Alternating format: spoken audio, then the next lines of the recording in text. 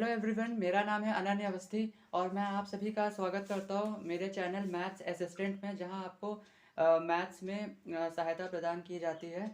तो मैंने अलजेब्रा और वेक्टर्स के ऊपर लेक्चर्स बनाने शुरू किए हैं, जिसमें मैं 2 वीडियोस पहले अपलोड कर चुका हूँ, जिसमें हमने वेक्टर्स का इंट्रोडक्शन दिया है दोनों पार्ट्स में। आपने अगर उन दोनों वीडियोस को नहीं देखा है तो सबसे पहले आप उन दोनों वीडियोस को देख लीजिए, जिनका लिंक मैं डिस्क्रिप्शन बॉक्स में दे दूंगा। वहां जाके डिस्क्रिप्शन बॉक्स में उन दोनों वीडियोस के लिंक पर क्लिक करके उन दोनों वीडियोस को पहले देख लीजिए, फिर आज जो मैं तीसरी वीडियो अपलोड कर रहा हूँ इसको आप देख सकते हैं, जिसमें मैं वेक्टर्स के टाइप्स के बारे में बता रहा हूँ कि वेक्टर कितने प्रकार के होते हैं। तो सबसे पहले इसमें मैं बताना चाहता हूँ कि ज़ीरो वेक्टर, नल वेक्टर के बारे में। दोनों एक ही वेक्टर के अलग अलग नाम हैं। ज़ीरो वेक्टर भी कहा जाता है और नल वेक्टर भी कहा जाता है किसी वेक्टर को। तो ज़ीरो वेक्टर वो वेक्टर होता है जिसका इनिशियल पॉइंट और टर्मिनल पॉइंट कोइंसिडेंट हो। मतलब एक तरह से आप ये कह सकते हैं कि जिस पॉइंट से इनिशियल पॉइंट, मतलब वेक्टर का इनिशियल पॉइंट जहाँ से शुरू हो, टर्मिनल पॉइंट भी वही हो। तो इसके बारे में और अच्छे से आप समझ सकते हैं, जैसे आपको अगर नहीं पता है कि इनिशियल पॉइंट क्या होता है किसी वेक्टर का और टर्मिनल पॉइंट क्या होता है किसी वेक्टर का, तो इसके बारे में आप मेरी पहली वीडियो से भी जान सकते हैं। नहीं तो थोड़ा सा मैं आपको बता देता हूँ कि अगर कोई वेक्टर ए बी वेक्टर है हमारे पास, तो इस ए बी वेक्टर का जो ए पॉइंट होता है इसको इनिशियल पॉइंट कहा जाता है, और इस वेक्टर का जो ये बी पॉइंट होता है इसको टर्मिनल पॉइंट या टिप कहा जाता है। तो अगर किसी वेक्टर का इनिशियल पॉइंट और टर्मिनल पॉइंट आप कह सकते हैं सेम हो, या किसी वेक्टर की जिस पॉइंट से शुरुआत हो उसका अंतिम पॉइंट भी वही हो जाए, तो उस वेक्टर को क्या कहा जाता है? हमारा ज़ीरो वेक्टर या नल वेक्टर। तो इसकी डेफिनेशन ये आपके सामने लिखी है: vector whose initial and terminal points are coincident is called the zero vector और नल वेक्टर। तो ये बात आपको याद रखनी है कि इनिशियल और टर्मिनल पॉइंट्स सेम हो, कोइंसिडेंट हो, तो वो वेक्टर ज़ीरो वेक्टर कहलाता है। नल वेक्टर या ज़ीरो वेक्टर को इस तरह से डिनोट किया जाता है कि ज़ीरो लिख के आप उसके ऊपर एक डायरेक्टेड एरो बना दें। और एरो वगैरह क्या करता है ये सब मैंने अपनी पहली वीडियो में बताया है, तो आप उससे इन सब के बारे में अच्छे से डिटेल जानकारी ले सकते हैं। अच्छा, जैसे आपने पढ़ा होगा कि सेट थ्योरी में एक चीज़ बताई जाती है कि अगर कोई सेट आपको दिया गया है, तो उस सेट के, मान लीजिए आपके सामने कोई एक सेट है कैपिटल ए, तो इस कैपिटल ए सेट में जो भी इसके अपने एलिमेंट्स हों उससे हमको मतलब नहीं, बट किसी भी सेट, हर सेट के सबसेट ज़रूर होते हैं। कोई सबसेट हो या ना हो, 2 सबसेट्स तो इस सेट के ज़रूर होते हैं। एक होता है फाई, जिसको हम एम्प्टी सेट बोलते हैं, और एक सबसेट इस सेट का एक खुद होता है। तो जैसे कोई भी सेट हो हमारे पास, तो सेट के 2 सबसेट्स ज़रूर होते हैं, एक वो सेट खुद और एक एम्प्टी सेट, हमारा नल सेट या वॉइड सेट जिसको कहते हैं। तो इन दोनों सबसेट्स को इस सेट का इम्प्रॉपर सबसेट कहा जाता है, और इन दोनों को छोड़कर जितने भी सबसेट होते हैं ए के, वो प्रॉपर सबसेट्स कहलाते हैं। सेम उसी तरह का आइडिया यहाँ पे भी यूज़ किया जाता है कि ज़ीरो वेक्टर का, ज़ीरो वेक्टर को छोड़कर, ज़ीरो वेक्टर को छोड़कर यानी नल वेक्टर को छोड़कर जितने वेक्टर्स हैं वो प्रॉपर वेक्टर कहलाते हैं। Vectors other than the null vector are called proper vector. अगले वेक्टर के बारे में अब मैं आपको बताता हूँ। इसके बाद देखिए, दूसरा टाइप बताऊँ तो उसके पहले मैं आपको इसका एक एग्जांपल के तौर पर बता सकता हूँ कि ज़ीरो वेक्टर क्या है। कि किसी वेक्टर ए बी के लिए कोई एक हमारे पास ए बी वेक्टर हो, तो अगर इसके ए पॉइंट यानी इनिशियल पॉइंट के कोऑर्डिनेट्स और इसके टर्मिनल पॉइंट जो है उसके कोऑर्डिनेट अगर सेम है, तो वो वेक्टर क्या कहलाता है? हमारा ज़ीरो वेक्टर। तो इसको मैंने ऐसे बताया कि for a vector A B vector the coordinates of point A are the same as that of point B, then the vector is said to be zero vector। मान लीजिए, इसको एक एग्जांपल के थ्रू अगर हम समझना चाहें, हमारे पास एक ए बी वेक्टर के ए पॉइंट के मान लीजिए कोऑर्डिनेट्स हैं। जैसे मैंने ले लिया इसको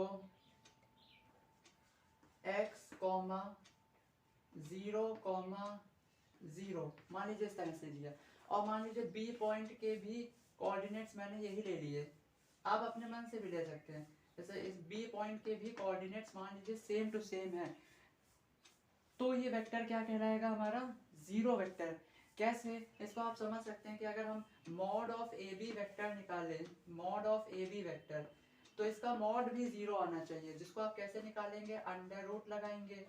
इसमें आप अंडर रूट लगाएंगे, डिस्टेंस फॉर्मूला जैसे आपने सीखा है, और फिर इसके एक्स कोऑर्डिनेट माइनस इसका एक्स कोऑर्डिनेट जो कि एक्स माइनस एक्स होगा और उसका होल स्क्वायर, प्लस इसका y कोऑर्डिनेट और इसका y कोऑर्डिनेट, तो 0 माइनस 0 होगा उसका स्क्वायर, फिर इसका z कोऑर्डिनेट और इसका z कोऑर्डिनेट, तो वो भी 0 माइनस 0 का स्क्वायर होगा।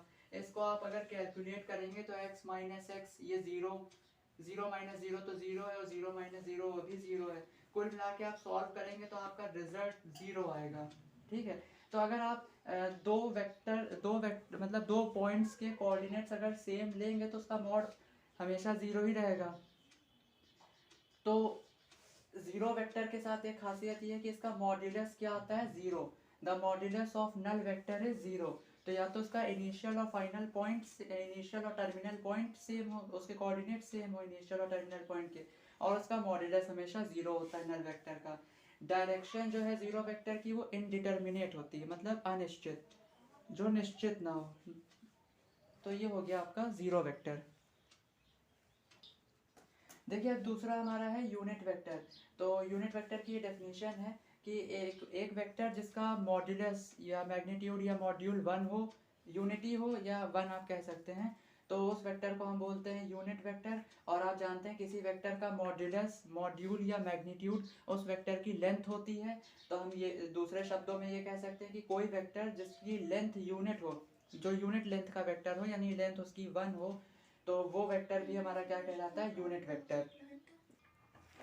तो देखिए इसमें जो हमारा यूनिट वेक्टर है, अगर ए वेक्टर की डायरेक्शन में जो यूनिट वेक्टर होता है उसको ए के ऊपर एक कैप लगा के डिनोट किया जाता है, और इसको रीड कैसे करते हैं हम, ए कैप।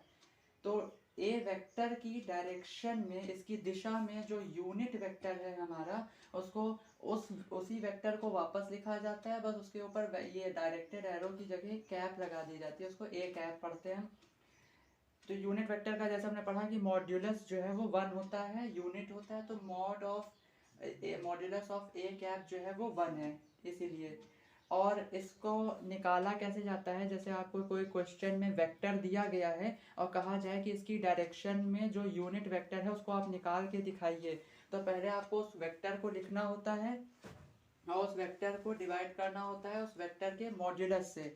पहले आपको वेक्टर लिखना होता है, जैसे मान लीजिए आपको 2i plus 3j plus 4k दिया हो, तो आप उस 2i cap plus 3j cap plus 4k cap vector को ऊपर लिखेंगे, और उस 2i plus 3j plus 4k cap vector के मॉड्यूलस को आपको निकाल के डिवाइड करना है, तो वो उस वेक्टर का यूनिट वेक्टर निकल आएगा।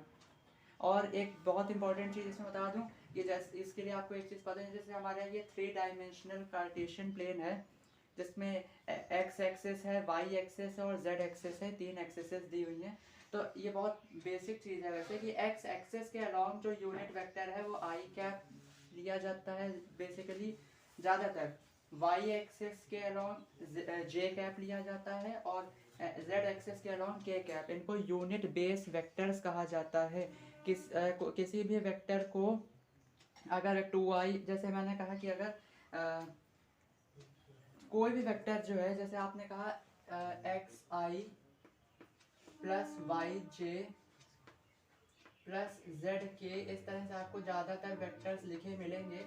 तो ये लीनियर कॉम्बिनेशन होता है इन यूनिट बेस वेक्टर्स का, और साथ ही साथ ये आपके को मतलब पॉइंट्स को और उनको डिनोट करते हैं। ठीक है, तो ये हमारे बेसिकली क्या कहलाते हैं, यूनिट बेस वेक्टर्स, और इन सब का मॉड्यूलस क्या होता है, 1 होता है। इन तीनों का i j k का तीनों का मॉड्यूलस 1 होता है। ये तीनों बड़े प्रसिद्ध हमारे क्या हैं, यूनिट बेस वेक्टर्स। देखिए इसमें एक क्वेश्चन और पूछा जाता है कि अगर हमारे पास 2 यूनिट वेक्टर्स हैं, तो जैसा कि मैंने अभी बताया कि यूनिट वेक्टर का जो मॉड्यूलस होता है या जो लेंथ आप कह सकते हैं वो क्या होती है, 1 होती है। तो इस हिसाब से तो फिर वो दोनों वेक्टर्स सेम होने, मतलब 2 यूनिट वेक्टर्स फिर इक्वल होने चाहिए, तो ऐसा ज़रूरी नहीं है। तो उसी का आंसर यहाँ पे हमने लिखा है कि 2 यूनिट वेक्टर्स भले ही उनका मॉड्यूलस या उनका मैग्नीट्यूड सेम हो, पर उनकी डायरेक्शन डिफ़र कर सकती है, वो अलग अलग हो सकती है। तो क्योंकि कोई भी वेक्टर के लिए 2 चीज़ ज़रूरी हैं, वेक्टर होने के लिए 2 चीज़ ज़रूरी हैं, एक तो मैग्नीट्यूड और साथ ही साथ डायरेक्शन, और दोनों को साथ में हम दोनों मैटर करते हैं साथ में। तो मैंने अपनी जो सेकेंड वीडियो अपलोड करी थी उसमें मैंने बताया था कि 2 वेक्टर्स तभी इक्वल हो सकते हैं जब उनका आप कह सकते हैं कि लेंथ, उनका सपोर्ट और उनका सेंस तीनों सेम हो। तो लेंथ तो मैग्नीट्यूड को बता देती है, और जो सपोर्ट और सेंस होता है वेक्टर का, वो उसके डायरेक्शन को बताता है। तो उसी तरह आप समझ सकते हैं कि जब वो तीनों चीज़ इक्वल होती हैं तब 2 वेक्टर्स इक्वल होते हैं। तो खाली मैग्नीट्यूड बराबर होने से काम नहीं चलता है, डायरेक्शन का भी होना सेम जरूरी है। तो इसी वजह से मैंने यहाँ बताया कि 2 unit vectors must not be considered as equal because they might have the same magnitude but the direction in which vectors are taken might be different। तो इसलिए आप ध्यान से इसको समझिए कि खाली मैग्नीट्यूड एक जैसा होने से वेक्टर इक्वल नहीं होते, डायरेक्शन का भी एक जैसा होना ज़रूरी है। तो देखिए तीसरा टाइप जो है वेक्टर्स का वो है हमारे लाइक एंड अनलाइक वेक्टर्स। तो पहली बात करते हैं लाइक वेक्टर्स कौन से होते हैं। तो दो वेक्टर्स को हम लोग लाइक वेक्टर्स तब बोलते हैं जब when they have same sense of direction, जब उनका सेंस ऑफ डायरेक्शन एक जैसा होता है। तो देखिए मैंने आपको आप लोग पहले काम करिए, मेरी शुरू की 2 वीडियोस देख लीजिए, तभी आपको ज़्यादा मदद मिलेगी। मैंने बताया कि वेक्टर में 3 चीज़ ज़रूरी है, एक उसके पास होती है लेंथ, एक होता है सपोर्ट, और तीसरी चीज होती है सेंस। तो ये 3 चीज बहुत ज़रूरी है किसी भी वेक्टर के लिए। लेंथ उसके मैग्नीट्यूड को बता देता है, और सपोर्ट और सेंस जो है उसकी डायरेक्शन के लिए ज़रूरी होते हैं। तो यहाँ पे ये नहीं कहा जा रहा है कि लेंथ एक जैसी हो 2 वेक्टर्स की, तो वेक्टर्स का मैग्नीट्यूड अलग हो उससे कोई फ़र्क नहीं पड़ता है, बट उनका सेंस ऑफ डायरेक्शन उन 2 वेक्टर्स का सेम होना चाहिए। अब सेंस क्या होता है वेक्टर्स का, वो मैं अपनी पिछली वीडियो में बता चुका हूँ, तो आप पहले वहाँ से इस चीज़ को देख सकते हैं, लिंक डिस्क्रिप्शन बॉक्स में। और जो वेक्टर्स लाइक नहीं होते हैं वो क्या होते हैं, अनलाइक होते हैं। मतलब जिनका सेंस ऑफ डायरेक्शन एक दूसरे के ऑपोजिट होता है, वो दोनों वेक्टर्स क्या होते हैं, हमारे अनलाइक वेक्टर्स होते हैं। तो मैंने ये कहा कि सेंस ऑफ डायरेक्शन एक जैसा होना चाहिए, दिशा एक ही हो, मगर दोनों का जो मैग्नीट्यूड है वो एक जैसा मतलब एक जैसा हो, ये ज़रूरी नहीं है, अलग भी हो सकता है। लाइक और अनलाइक दोनों में सेंस ऑफ डायरेक्शन सेम होना चाहिए, तब वो लाइक होंगे, और सेंस ऑफ डायरेक्शन ऑपोजिट है तो फिर वो दोनों वेक्टर्स हमारे अनलाइक वेक्टर्स होंगे। तो इस वीडियो में मैं बस इतना ही रखता हूँ। इसके आगे के टाइप्स जो है वो मैं आपको अगली वीडियोस में आपको मिल जाएंगे देखने को। तो एक अगर आपने मेरे चैनल को अभी तक सब्सक्राइब नहीं किया है तो कृपया पहले सब्सक्राइब कर दें चैनल को, और लाइक ज़रूर करें वीडियो अगर आपको पसंद आई हो। कमेंट ज़रूर करें जो आपको उसमें लगे, जैसा भी उस हिसाब से आप कमेंट भी ज़रूर करें, और मेरी पुरानी वीडियोस को देखते रहें ताकि आपको ज़्यादा नॉलेज मिले। धन्यवाद।